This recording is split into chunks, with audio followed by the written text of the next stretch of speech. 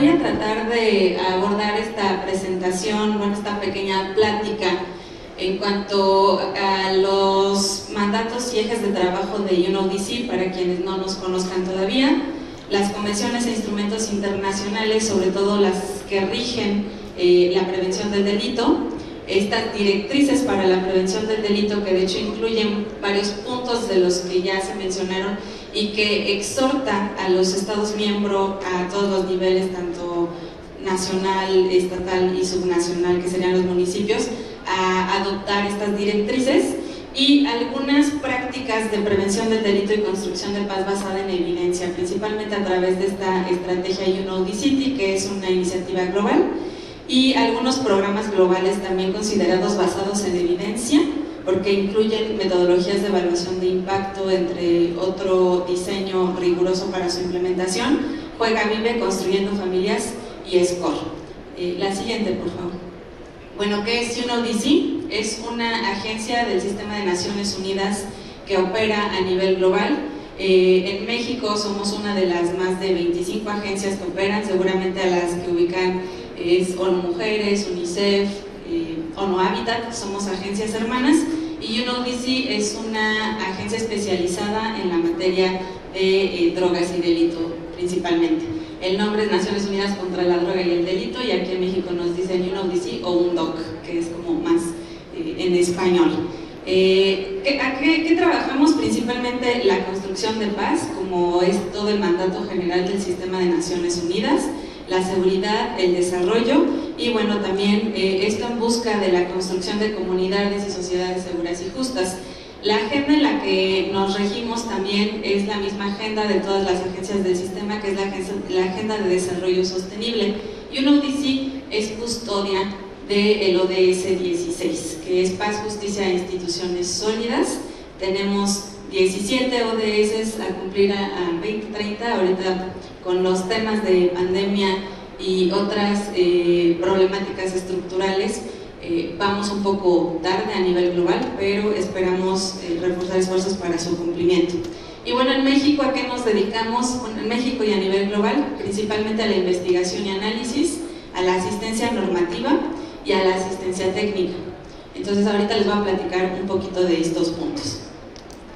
Estos son algunos de nuestros instrumentos internacionales más conocidos, los que tienen que ver contra la corrupción, con el crimen organizado transnacional, también con recopilaciones en tema de justicia y todo el proceso penal que conlleva el delito, desde la policía hasta el Poder Judicial. Y también estamos trabajando bajo dos estrategias, una estrategia que es la 2021-2025 a nivel México, y otra estrategia que es a nivel América Latina. Y bueno, en resumen, estas últimas dos estrategias nos invitan, y también en palabras de nuestra directora ejecutiva a nivel global en UNODC, la señora Ghada Waly, a que justamente abordar todos estos retos de la corrupción, la delincuencia, la violencia, requiere primero el empoderamiento de las mujeres, las niñas y las juventudes, la sociedad en general, pero estos grupos en específico son prioritarios para UNODC.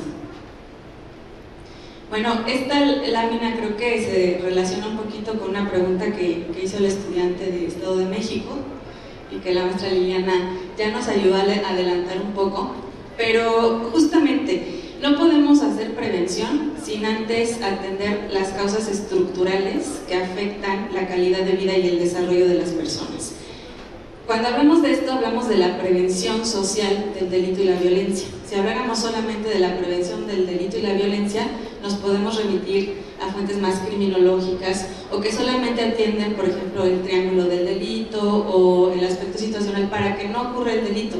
Pero cuando hablamos de una prevención social del delito y la violencia, estamos hablando de estas causas estructurales que requieren justamente esta intervención o esta toma de decisiones integral y estructurada en todos los ámbitos, no solo desde la seguridad.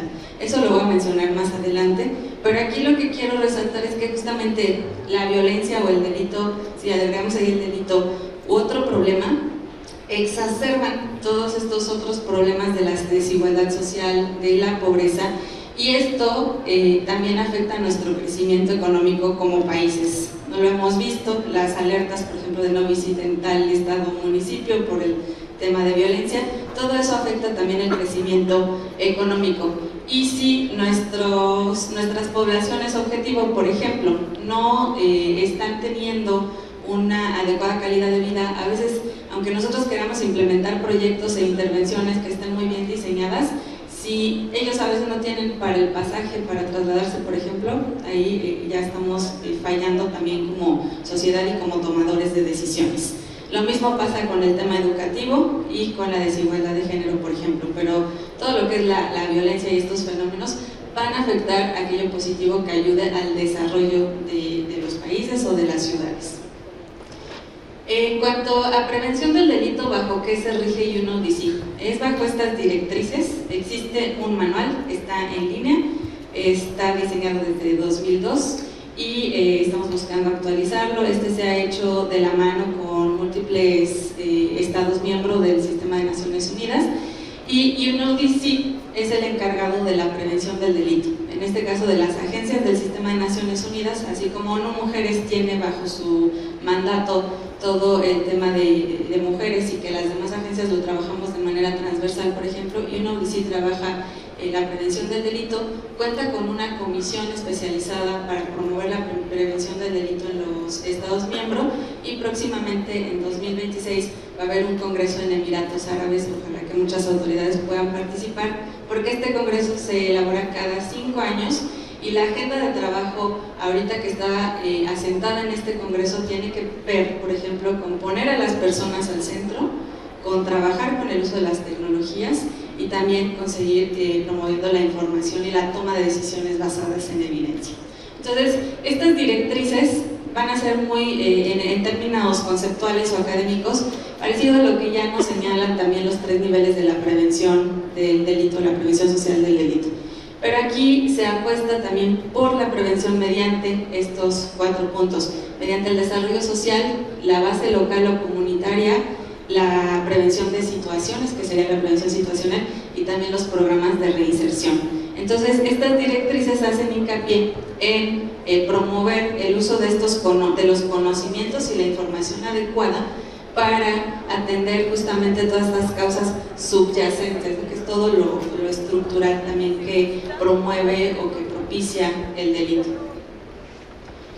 Bueno, estas directrices implican algunos principios, y que justamente es como mencionado, los principios exhortan a los países y a los estados miembros, sobre todo también desde la base local, que me da mucho gusto que estén participando muchos municipios, porque la coordinación con lo local, con lo estatal e incluso a nivel nacional es indispensable. Si no se forja desde lo local, difícilmente va a venir de arriba hacia abajo. Principalmente tiene que surgir desde el entorno local, comunitario, e incluso para tener conocimiento de lo que sucede a nivel calle. Entonces, ¿qué nos invitan estos principios para la prevención del delito? En que exista una función rectora del gobierno, un compromiso en el que, si bien, como ya lo mencionó también el señor secretario, a través de una normatividad, a través de el monitoreo y evaluación del cumplimiento, se pueda hacer prevención en todos los sectores.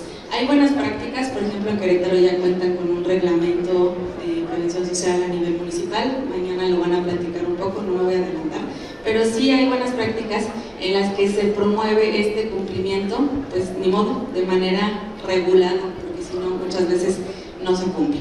Entonces, estos son algunos de los principios, y la base de conocimiento es lo que me voy a centrar en un momento, pero todo esto tiene que ver también con la participación multidisciplinaria y también con el involucramiento de otros sectores como es la sociedad civil y la academia. Bueno, ¿qué hacemos para la prevención del delito y construcción de paz basada en evidencia? Tenemos esta iniciativa que se llama UNODC, que nos sirve, ha sido como una evolución también metodológica. Antes le llamábamos auditorías locales de seguridad. Por el tema del contexto mexicano, cuando nos dicen auditoría, nos remontamos nos van a revisar los recursos y qué estamos haciendo, le cambiamos el nombre a evaluación de la gobernanza, en un ejercicio más reciente que hicimos en Iztapalapa, pero la iniciativa global se llama UNODC. ¿Esto para qué nos sirve? Pues para hacer diagnóstico principalmente, para analizar las amenazas tanto internas como externas en el entorno comunitario, también para ver los factores de riesgo y la interacción con estos flujos ilícitos externos. Muchas veces la ilegalidad no emerge de la comunidad, a veces emerge del exterior, y también para identificar las áreas prioritarias de intervención. Nos sentamos con los gobiernos locales a analizar en qué se debe de dar pues prioridad, porque todos los problemas son importantes, pero nos sentamos para ver en qué se da prioridad para que también se tome una mejor decisión en cuanto al uso de los recursos. Y también valoramos las capacidades de las autoridades locales, es decir, ya también lo mencionaron, no todo es malo, hay muy buenas prácticas, hay muy buenas instituciones, hay funcionariado público muy comprometido con su labor y que están en el terreno, entonces también eso es lo que verificamos a la hora de hacer diagnóstico. Entonces se ha implementado en todos estos países y en 2 implementaciones globales. Tuvimos la fortuna de poderlo aplicar en México y contextualizarlo en el entorno mexicano, en Querétaro en una primera fase y en Iztapalapa en una segunda fase. Y esto nos ha permitido también intercambiar estas buenas prácticas con otros países como los que están viendo en pantalla. Bueno, las etapas parten desde la planeación, el análisis de datos, digamos, casi como un ciclo de la política pública, y buscamos hacer intervenciones específicas. Estas intervenciones van a tener que ver con los programas que les voy a comentar más adelantito, pero también con el diseño de la política pública. Contar con un diagnóstico del qué está pasando nos permite saber qué decisiones se pueden tomar. A veces los retos son mucho mayores en el entorno local, porque tenemos 3 años menos como medio en lo que se instalan, menos medio en lo que otra vez ya hay elecciones y veda electoral, entonces el tiempo es súper reducido para que sea la diagnóstico y la intervención. Casi los gobiernos locales tienen que llegar ya con un diagnóstico a sus administraciones. Entonces estos ejercicios a lo que invitan es a que se haga de manera periódica, incluso si se puede anual, y que cada gobierno vaya dejando la batuta para que no se inicie, por así decirlo, de cero. Entonces ahí hay unos reportes que van a poder encontrar en línea de los ejercicios que hicimos en Iztapalapa, en Querétaro, y en Querétaro ha sido un ejercicio mucho más continuo porque desde 2017 a la fecha hemos venido trabajando con ellos y también haciendo actualización diagnóstica. ¿Con qué áreas? Principalmente la de prevención del delito de la seguridad pública municipal y con otras dependencias que justamente a raíz de este reglamento para la prevención social del delito y la violencia se han venido sumando, como los institutos de prevención de conductas de riesgo o incluso la misma Secretaría de Desarrollo Social y Humano. ¿Cómo podemos generar la prevención del delito basada en el conocimiento? Pues con todo el uso de información disponible. A veces la información nos queda de ver, desafortunadamente, para la cantidad de análisis que nos gustaría hacer. Sin embargo, la información que tenemos en México pues es buena y somos un país afortunado de contar con algunas fuentes de información que se publican mensualmente, otras trimestralmente, como son las que tiene INEGI a través de sus encuestas, pero aún así no es suficiente. Necesitamos, además de lo que estamos viendo, encuestas, censos y esto, la información de fuentes comunitarias, porque a partir de ello también fomentamos procesos participativos, desde que estamos inmersos en la comunidad, haciendo consulta e involucrando y conociendo necesidades, opiniones, y a lo mejor muchas veces van a ser percepciones y percepciones que a lo mejor nosotros debamos de pues tener un sentido crítico para incluir o tratar de ver en qué momento pasó toda esa parte de la triangulación metodológica de la información, pero es importante hacer todo este tipo de recabación de información y también desde un inicio establecer indicadores base que nos permitan ir monitoreando el cambio, ya sea a través de intervenciones o a través de también dinámicas y comportamientos que van evolucionando irremediablemente cambiando con el tiempo. Otras fuentes, pues mucho más específicas, tienen que ver con aquellas que podemos relacionar también con los objetivos de desarrollo sostenible y que también nos permiten monitorear qué se está haciendo a nivel subnacional para contribuir a la agenda de los ODS, y más específicamente estas fuentes de, por ejemplo, del Sistema de Información de Gobierno, Seguridad Pública e Impartición de Justicia de INEGI, que nos dan mucha información y que con ella también podemos contribuir para que los tomadores de decisiones sigan con su labor. Bueno, ahorita voy hasta la prevención de delito de base de conocimiento y también es esta prevención del delito de base local o comunitaria. No es que sean prevenciones separadas, yo más bien lo veo como un conjunto, es un sistema y necesitamos extraer de cada nivel de la prevención para realmente estar haciendo una prevención integral.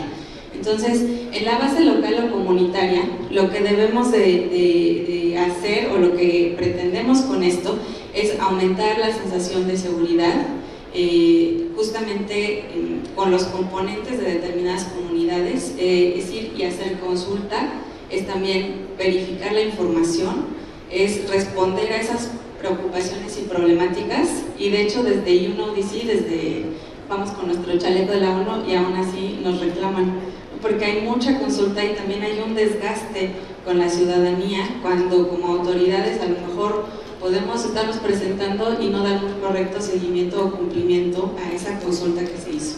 Entonces es un reto, cada vez también nuestra sociedad es más, y somos más individualistas, somos menos participativos, hay menos confianza, entonces hay que también fomentar esa confianza en las instituciones y que justamente es uno de los retos del ODS 16. Entonces todo esto nos ayuda a contribuir y a fomentar también la cohesión social y a verificar el capital social existente en la comunidad. Si no tenemos redes comunitarias en una colonia, pues lo que tenemos que hacer es construir esas redes. Si ya hay una red, lo que tenemos que hacer es fortalecerla, ¿no? Y con los cuerpos policiales que se encuentran aquí, por ejemplo, desde que se comuniquen por WhatsApp con ustedes, de que haya un grupo de vecinos, todo eso contribuye a ese capital social que va a contribuir a la seguridad y a la prevención. Y bueno, la participación comunitaria, ¿qué implica? Que hagamos una participación diferenciada. Es decir, tenemos que sentarnos con grupos de niños, con grupos de jóvenes, con grupos de mujeres. No es nada más ir a aplicar una encuesta de qué te hace falta, sino realmente que la comunidad se sienta escuchada, porque de esta manera se fomenta esa confianza. Hemos visto algunas ciudades y a grupos muy comprometidos, como la unidad, por ejemplo, veía con moñitos naranja de atención a víctimas, en otros policías son violeta y demás. Todas estas unidades, tanto de atención a víctimas, a mujeres o de policía de proximidad, son realmente muy importantes porque a través de ellos es que desde UNODC nosotros hemos podido insertarnos en algunas comunidades que no es posible insertarnos por nosotros mismos. Entonces la confianza está en todos ustedes, que principalmente con los policías, que son la primera línea de acción, el primer respondiente ante estas comunidades. Bueno, con esta participación ciudadana, pues se fortalece la integración de la comunidad, también se reduce la violencia en sí, porque nos convertimos en actores corresponsables y vigilantes de lo que está sucediendo, y también tiene como objetivo justamente modificar estas actitudes y también estereotipos que se tienen para una resolución cercana de los conflictos. ¿Qué podemos obtener de la prevención de base local o comunitaria? Pues mucha información, desde qué delito, por indicador, por conducta, por periodo de tiempo, y con ellos podemos hablar de todo, del qué, cómo, dónde, quién es y cuándo, obviamente siempre salvaguardando su seguridad, y es lo que hemos hecho a través de grupos focales, de manera coordinada también con las áreas de policía de proximidad, pero muchas veces nosotros lideramos estos grupos focales también por el tema de construcción de confianza y neutralidad en el proceso, porque nos han tocado experiencias en las que cuando está el policía no van a hablar del tema de drogas, o cuando está otra persona se cierra el grupo y ya no se sigue la misma dinámica, o no salimos del mismo problema de discusión de la basura o del agua, por ejemplo, cuando sí son problemas estructurales y necesarios de atender para prevención situacional, pero que no estamos yendo a lo mejor a otros problemas. Entonces, eso nos ha ayudado a mantener cierta neutralidad y a obtener mucha más información. Entonces, todo este análisis multifuente que nos permite, pues, algunos puntos están aquí. Una visión integral, tener mayor precisión, también identificar patrones de conducta, tener mejor segmentación, y toda esta parte de tanto consulta diferenciada nos permite diseñar intervenciones diferenciadas que puedan tener una mejor, un mejor impacto. La siguiente. Bueno, estos son algunos ejemplos nada más de ejercicios que hemos hecho con la información multifuente. Aquí nos hemos apoyado bastante de la información geográfica de las secretarías de seguridad, ya sea de sus C4 o C5. ¿Por qué? Porque son la información más actual, casi que de tiempo real o más cercana al análisis que queremos realizar. ¿Y qué hay aquí? Pues todo lo que hay en sus informes policiales homologados, pero que va desde la conducta que se registra desde el primer respondiente, ya sea conducta o lo que sea, no nos vamos a meter en tema de delito.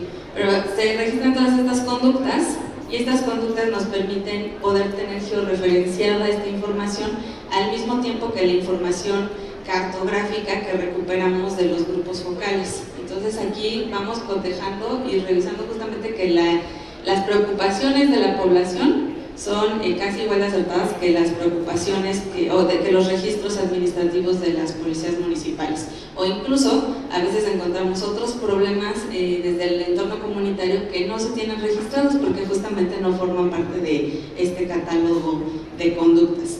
Y aquí, por ejemplo, que mezclamos tanto densidad demográfica, donde hay escuelas y lugares como de convivencia comunitaria, personas drogándose, la venta de drogas y las detenciones en flagrancia. Y en el otro mapita vemos también ferreterías y tlapalerías, el consumo de drogas en vía pública por atestiguamiento y también la densidad demográfica. ¿Esto por qué? Porque en los grupos focales nos dijeron qué consumen los jóvenes, cómo lo consumen, dónde lo compran, cuáles son las preocupaciones, cómo los enganchan. Es decir, entre más información detallada tengamos, más elementos también nos da para poder establecer algún ejemplo de análisis. Otros análisis que hemos hecho también ya tienen que ver con investigación específica. En este caso, por ejemplo, nos basamos en investigaciones del Reino Unido para verificar, para ver cómo está la gobernanza ilegal. En este caso, el ejercicio fue en Iztapalapa. ¿Y qué vimos? La presencia territorial de grupos delictivos organizados, la interacción entre la comunidad y estos grupos, y también los actos de corrupción en el entorno policial. ¿Esto por qué es importante? Porque ya tenemos que asumir nuevos retos, investigar las cosas, los problemas actuales, y también, de este ejercicio una de las ventajas que vimos, o la forma en la que lo pudimos analizar, fue a partir de entrevistar a más de 1000 policías con despliegue territorial en Iztapalapa, tanto de la misma alcaldía como de la Secretaría de Seguridad Ciudadana a nivel Ciudad de México. ¿Qué encontramos? Pues sí, el atestiguamiento de los oficiales de policía para ver un nivel de miedo, de coerción y de involucramiento de la comunidad, porque me remito ahora a lo que mencionó el secretario de Gobernación. Justamente también todo va parte de los valores cívicos y de la cultura de la legalidad. A lo mejor estamos tratando de llevar programas, pero ya estas familias, a lo mejor con las que estamos trabajando, vienen de contextos criminógenos o de entornos muy difíciles, que también me lleva a otra pregunta: ¿qué hicieron de víctimas y victimarios? Justamente estas personas con las que queremos trabajar, a lo mejor ya fueron víctimas de violencia, de exclusión, de segregación, de otros delitos en su propio entorno familiar. Entonces es necesario también ver cómo está la dinámica social en el entorno. También hemos visto los mercados ilícitos atestiguados, que van desde los que estamos viendo en pantalla, y justamente cómo se controlan estos grupos. Entonces es muy frecuente hablar de venta de drogas, de productos falsificados, de tráfico de armas y de otros problemas, pero también ya que lo tengamos más identificado y documentado, cambia la situación en estos diagnósticos, porque a lo mejor sí se puede tener identificado y todos sabemos, ¿no? Es un mito popular, la venta de drogas, el punto de donde está o donde consumen o cómo están enganchando a los jóvenes, pero el tenerlo documentado nos permite tomar decisiones. También incluso las colonias con presencia de estos grupos. Y bueno, la siguiente. A lo que nos lleva esto también con el análisis que les comentaba de capacidades, que es todo lo positivo que se hay en la comunidad, que es escuelas, centros de atención a la mujer, servicios de salud, servicios educativos. Hacemos un cálculo del nivel de riesgo en el entorno comunitario por colonia, en las colonias que se intervienen.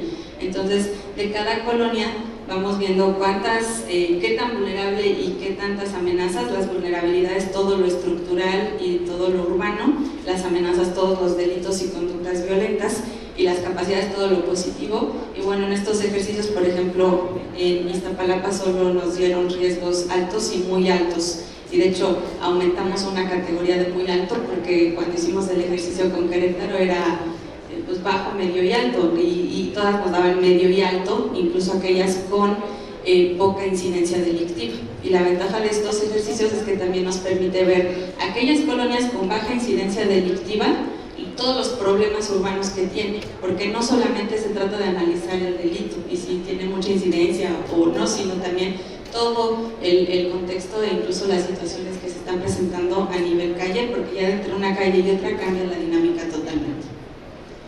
Y bueno, ¿qué tenemos que trabajar? Pues la cultura de paz. Para que exista paz, primero debe de haber una cultura de paz. Entonces, la guerra y la violencia niegan derechos humanos.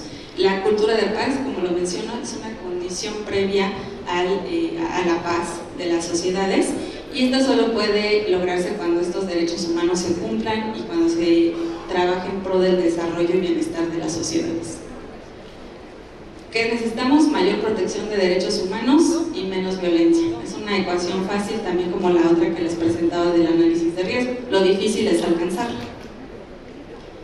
Este modelo de cultura de paz propicia el saber participar, valorar y convivir sin violencia, evitando los conflictos que no promueven una comunicación asertiva y dialogante. Pero ¿cómo le hacemos si en el propio entorno comunitario la mediación y resolución de conflictos no ha llegado a todos lados? Tenemos una labor ardua todavía en este sentido. Desde UNODC pues trabajamos con entornos y poblaciones objetivo. Para realmente hacer prevención se necesita trabajar, como ya lo mencioné, de manera diferenciada. ¿Y qué utilizamos? Pues el deporte. Bueno, trabajamos a través del deporte, trabajamos con escuelas, en espacios públicos, con familias, en el fortalecimiento de las instituciones de la seguridad pública, que es clave para una dignificación policial y también para una buena implementación de las y los policías. Y bueno, con todas estas poblaciones objetivo también trabajamos, y de manera transversal con estos enfoques de género, derechos humanos, interculturalidad, intersectorialidad, y de manera diferenciada. No me voy a detener en cada uno. Adelante. Y bueno, por último, lo que les voy a platicar brevemente es estos 3 programas globales que estamos implementando y que hemos visto muy buenos beneficios en las juventudes, en las familias y la niñez sobre todo. Y SCORE, que es mucho más nuevo, que apenas está piloteando por primera vez aquí en México.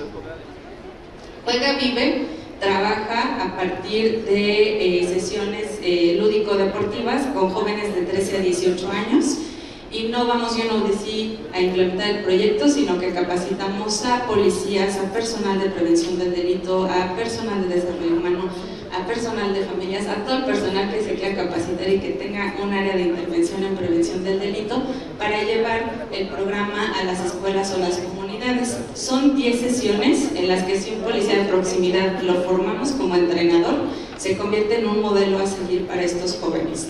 Entonces eso es de gran beneficio, porque ven en los policías a alguien a seguir, y con esta comparativa de lo que pueden tener en su comunidad y otros modelos positivos que se requieran, se refuerza esta parte hasta del proyecto de vida. Este es un programa bastante amplio, no me puedo detener a decirlo todo, pero son 10 sesiones en las que de verdad el grado de confianza de los jóvenes incrementa mucho, y llega la 10ª sesión y no quieren que se acabe el programa. Se ha hecho en escuelas, en centros comunitarios, y ahorita van 15 municipios de Estado de México, va Tuxtla Gutiérrez, Chiapas, y también Querétaro municipio. Los manuales están disponibles. Igual también luego nos buscan para bueno, voy a dar una plática en una secundaria, ¿puedo utilizar esto? Todos estos recursos son abiertos, claro que se pueden utilizar, pero nosotros damos certificaciones al personal que se capacita, y también la idea es formar multiplicadores de entrenadores para que se haga más sostenible sostenible en el tiempo, pues con más cobertura también geográfica. ¿Por qué utilizar el deporte como promotor y generador de paz? Pues porque justamente protege la salud física y mental, también reduce riesgo. Este programa se basa en habilidades para la vida. Entonces, una habilidad para la vida, por ejemplo, es al saber decir que no. Les enseñamos a cómo decirle que no a alguien que esté intentando sabotear su vida, que lo esté invitando a consumir drogas, que como decía la maestra Liliana, si consumes te daña, ¿no? Eso, pero aplicado en la vida real, con juego práctico, y que ellos también tengan la capacidad de reflexionarlo. Entonces, a lo largo de las 10 sesiones se va fomentando esta parte de resiliencia también, de confianza y autoestima en sí mismos, porque hay jóvenes que a veces no saben ni cómo pedir ayuda ni cómo darle. Entonces, también esta es otra de las habilidades que se promueve, y a partir de la prevención, pues ya lo han mencionado y creo que vamos a ser muy reiterativos, pero la prevención nos ayuda a reducir costos también, y la inversión que se está haciendo en materia de prevención a lo mejor no es la adecuada.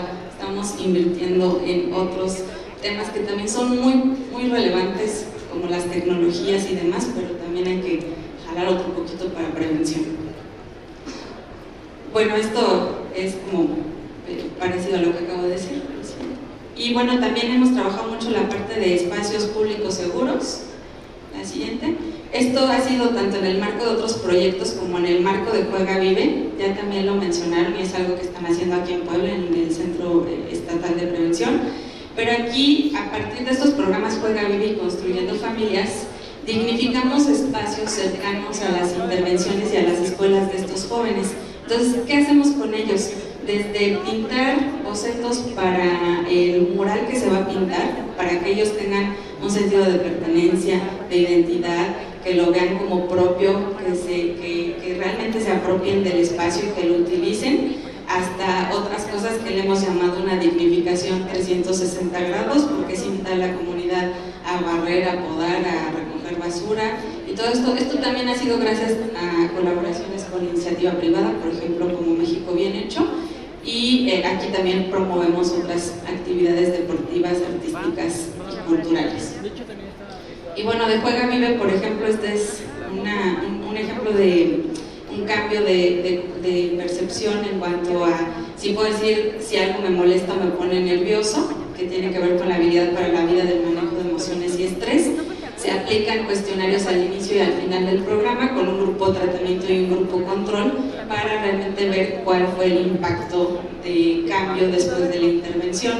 En este caso, el cambio puede ser en conocimientos, en percepciones y en conductas. Entonces va pues muy alineado también a dar resultados a los municipios, sobre todo de manera más pronta.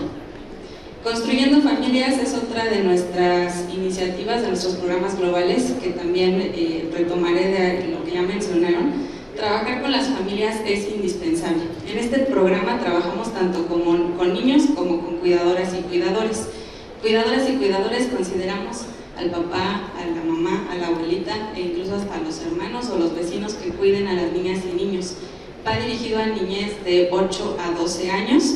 Y no solamente trabaja esta creación de espacios seguros y la crianza positiva, trabaja todo un esquema de salud mental muy importante que tiene que ver con la gestión y regulación de emociones y con el manejo del estrés. Todos vivimos el estrés y al interior de la familia llegar estresado o no saber canalizar o incluso hasta no tener técnicas básicas como la respiración puede detonar en actos de violencia.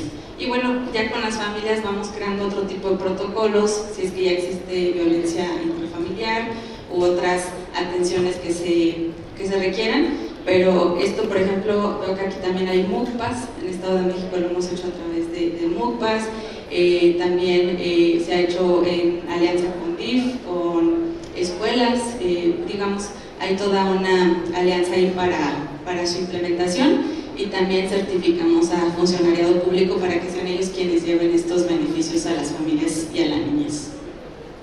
Igual hay todo un esquema de capacitaciones, incluso a través de UNODC Global e-Learning, que aprovecho el comercial, porque aparte de esta formación de Construyendo Familias, aquí está abierto a todo público, hay capacitaciones de terrorismo, corrupción, lavado de dinero y sobre todo que veo que aquí áreas muy especializadas como la policía cibernética. Hay cursos abiertos para público en general por si les llegara a interesar. Y bueno, el último programa que les voy a mencionar, bueno, antes de mencionarles el 21 de agosto vamos a presentar resultados en el municipio de Querétaro de las evaluaciones de impacto de Juega, Vive y Construyendo Familias, que tuvieron un alcance de más de 6,000 jóvenes y 600 familias durante 2023-2024. Entonces, después les compartimos la invitación a través del Centro de Prevención. Y bueno, el otro programa que estamos piloteando, se llama SCORE, que es Deporte contra el Delito, Divulgación, Resiliencia y Empoderamiento. Este es una alianza entre el Comité Olímpico Internacional y el Comité Olímpico Mexicano, y también lo vinculo con lo que mencionaron de la parte de reinserción social. Este programa lo que va a buscar es atender a juventudes en riesgo, que van desde pues quienes ya están en una pandilla en la comunidad o que ya se les ve como alcoholizándose, a lo mejor no con drogas más fuertes, pero sí, y que desde el policía primer respondiente, principalmente de las áreas de proximidad social o las áreas asignadas, se haga por medio de identificación y nos lo canalicen para que nosotros a su vez los mandemos con el Comité Olímpico Mexicano y los institutos del deporte, que los van a formar de una forma multideporte. Aquí queremos meter no solo fútbol, básquetbol, también van a estar deportes urbanos, skateboarding, calistenia, todos otros deportes que tienen más a su alcance, y el objetivo es que también se vayan certificando con el Comité Olímpico Mexicano y que tengan más alternativas de vida, incluso el deporte lo puedan utilizar como una forma de empoderamiento y de emprendimiento. Vamos a meter las áreas de la justicia, esta parte de proximidad social, pero también otra que le seguiría, que es la justicia cívica, la alternativa, la terapéutica y la restaurativa. Y bueno, a través de los tribunales de tratamiento de adicciones también hemos visto muy buenos resultados cuando se da seguimiento de casos de jóvenes o de personas en general para que se formen, para que terminen una carrera o para que terminen un oficio, y que se les da un seguimiento muy oportuno de caso para que pues salgan de ese círculo de las drogas y el delito y que no reincidan, y que justamente es algo que también se preguntaba sobre la reinserción social. Entonces todo esto va a estar, estamos tratando de pilotearlo en Estado de México, vamos a avances, igual también les vamos a estar compartiendo porque la idea es replicarlo en otros estados. Y la siguiente, por favor. Bueno, voy a cerrar mi intervención nada más con este breve resumen de algunas herramientas para la construcción de paz, que tienen que ver con cosas que ya mencionaron los anteriores ponentes, y otras que a lo mejor estas del deporte y la salud mental podemos traer no solo a las juventudes, a la niñez, a las familias, sino también hasta nuestras propias esferas individuales de la vida. Seguir fomentando el diálogo comunitario, y bueno, el desarrollo inclusivo y económico es parte de toda la estructura que hay que fomentar. Algo que no mencioné ahorita fue lo de temas tecnológicos. También desde UNESI promovemos muchos materiales de ciberdelito para escuelas, que igual son abiertos, que les podemos compartir más adelante, y que justamente nos ayudan a que también la niñez y las juventudes sobre todo estén preparadas ante ciertos posibles delitos de los que puedan ser víctimas. Y bueno, yo dejaría hasta aquí mi intervención para poder tener un espacio de preguntas. Muchas gracias.